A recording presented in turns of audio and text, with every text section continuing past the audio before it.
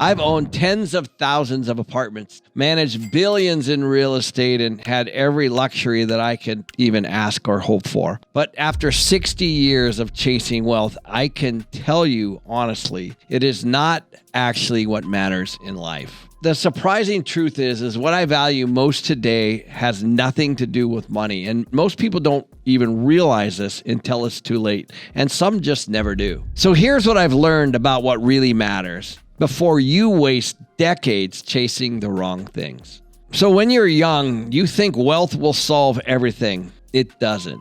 So in my 20s and 30s, I was probably like everyone else. I was obsessed with deals and money and material wins. And I personally wanted to be a millionaire, even though I really didn't know what that meant. I didn't know how to get there, certainly, but I did know that it was going to be better than where I was, which is student loans and barely making enough to live. And I was always seemed to be behind the eight ball. Every time that I got a little bit more money, then I needed to upgrade my car because my car was a piece of junk. So that was necessary. But it always seemed like whatever I was doing next just took more money. And so every little advance that I got financially just went right back into improving my lifestyle. And then, of course, it can get away from you, of course. You start with that starter home and then you need the big house on the hill, whatever it is. And for a lot of people, will just never stop. But I will tell you, and I'll share with you the moments of emptiness. Despite your financial success, they come.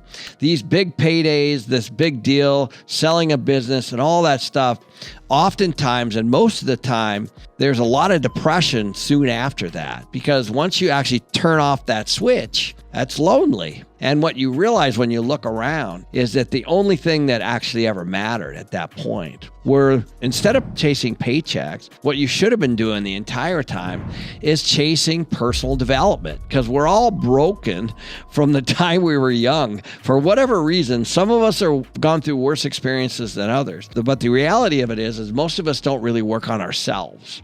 We point the fingers and blame other people. So in the 20s and 30s, what you really need to do, and the only thing that you have control over, is yourself. So focusing on things like relationships and networking and building trust is the most important thing that you can do. Because trust is just like compound interest. It pays in spades. Trust compounds over time like you have no idea. And what happens a lot of times, especially in business, people sacrifice short-term things that they want or need, and they run right over the top of people to get what they want. So they achieve this financial success, but what they don't have is anyone in their corner. So if that is you, you need to look at this as it's not necessarily failure, it's actually feedback. That's the most important thing. So wealth buys options, but it doesn't buy meaning. So let me give you a couple examples. I have a lot of friends that had a lot of money, but what they sacrificed along the way was their health, their relationships, their peace of mind. And I will tell you one thing that money can't do. It absolutely cannot buy you peace of mind. So if you don't have a relationship with let's say your significant other or your friends or your kids, let's say, and they're not calling you, texting you, being around you, then that's on you. That's something that you actually didn't do.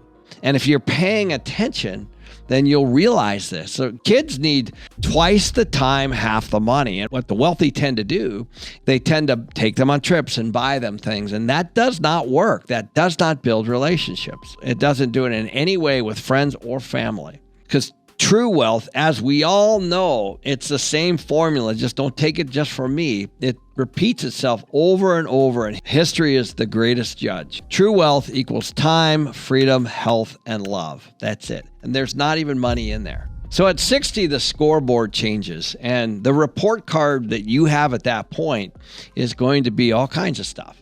It's going to be on your health. It's going to be on your wealth. It's going to be on your spirituality. It's going to be on your family, on your friends, and all of the things that you think are important. And if you don't think they're important, the world doesn't actually even care. But you still have a scoreboard on all of those things. You still have a report card that shows up.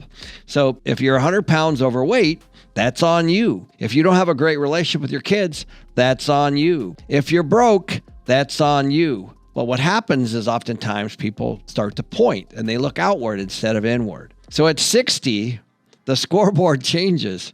You can't bullshit anyone anymore. So this is when it all starts to come together. If you're an accredited investor and you want to see the kinds of real estate projects that I'm putting my own money into, then just click on the link below, and I'd love for you to see what we're building here at MC Companies. So over my life, I had a number of coaches and mentors. And by the way, you should do the same thing. And I've also never paid for one ever. I always find somebody that has success in an area, and then I go up to them and I ask, hey, can I meet you for coffee?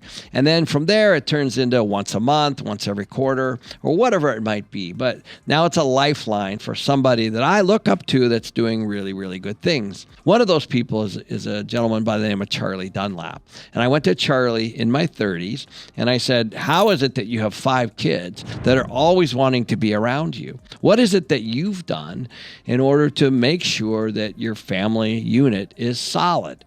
And there's a number of things that he did. It was very, very calculated. And he said, for years, I had businesses and I would do business plans for those businesses. And I would pull the business plan out and I'd say, did I hit my goal in year 1? How about year 3, year 5, year 10? And that is how a lot of business owners run their businesses.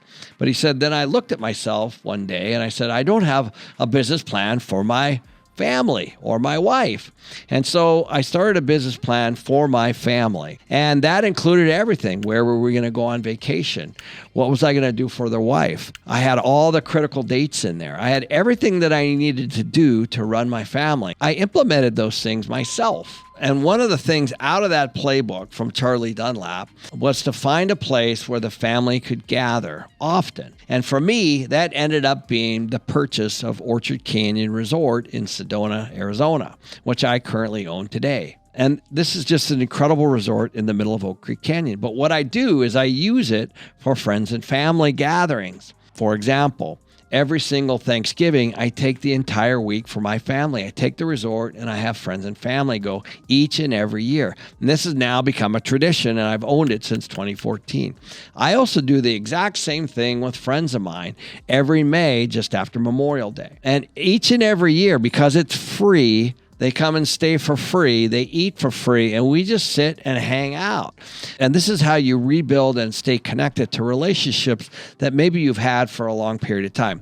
It's all intentional, it's all strategic, and it does take action. So what matters to me now after decades of building wealth? Just that, relationships, friends, and family, and certainly health. I get asked a lot, what do you value more, experiences, relationships, or impact? And I would say number one for sure are relationships. The only thing that really matters is who's in your corner. There was a time where I studied the top 5 regrets for people that are actually in hospice. So when my dad passed away, I dug deep into this, just part of my personal development journey. And so the 5 most common regrets shared by people nearing death are this. Number 1, I wish I had more courage to live a life true to myself and not the life of others expected of me. And I think that's a really important one. It basically says that you've succumbed to other people and you've really not lived how you're supposed to live. The second one is, I wish I hadn't worked so hard. Now, this smacks pretty hard for a lot of us, especially you hard driving ADHD entrepreneurs, alphas, whatever you want to call them. But one of the regrets at the end of life, this is it. Number 3, I wish I had the courage to express my feelings. Now, this is mostly guys, I would say. I've been working hard on this, I will tell you. My kids told me, they're like, you got a tough time with empathy. And I think they were right. I listened. And so I've been working on that, actually, trying to be more present, more empathetic. And I'm telling you, these are not things that you're normally wired for. Number 4, I wish I had stayed in touch with my friends. This is the piece that I just talked to you guys about. This is why I bought Orchard Canyon. I have the ability to house up to 30, 40 people and bring them all together just for 3, 4, 5 days once a year. And that's what I'm doing right now. I'm also doing that with my family. And 5, I wish that I had let myself be happier. And this is an interesting one, I think, because I think a lot of people are in their heads all the time. And as I know, this one can creep in. But a really, really good book to read if you guys are struggling with that last one. is the Awareness book by Anthony DeMello. I love this book. He talks about go back to the time when you're 3 or 4 or 5, when all kids are happy. What happens is you start to add a lot of stuff into your brain and then you become de-happy. But he said happiness is sitting in there. You don't have to go find it anywhere.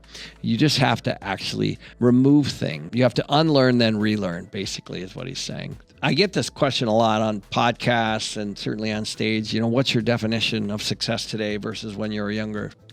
I think like a lot of people in the beginning, it's financial. Now people ask me that and I say, when I get a text from my kids, actually, that's my definition of success. Like this weekend, I was at my house. My older son came by with his girlfriend. And my wife is like, that was awesome that they just came by for like an hour. That to me is success. Just the fact that they wanted to show up. That is success, in my opinion, and much more powerful than financial. By the way, being connected to your family or your kids or whoever it might be has nothing to do with money. So I also get asked, what are some of the biggest benefits money gave me in my life? And I will just tell you flat out, it's just time. All money does is buy you time. And then, of course, how you spend that time is important. So a lot of times people go take trips and all that kind of stuff. I'm not saying that there's anything wrong with that. But for me, my priority is number 1 is family, number 2 is health. And so having money to be able to spend on those 2 things is extremely important. But quality time is more important than just time. So you also have to figure out what that means to you. That's what I've learned in my 60 years of wealth, that money is certainly important, but what you do with it matters so much more. So after 60 years of building wealth, here's what I know. Money will never be enough. What matters is the life that you build with it and the people that you share it with. One of the most misunderstood parts of wealth is debt and how you actually use the banks to get rich. So if you want to learn more about that, just watch this video here.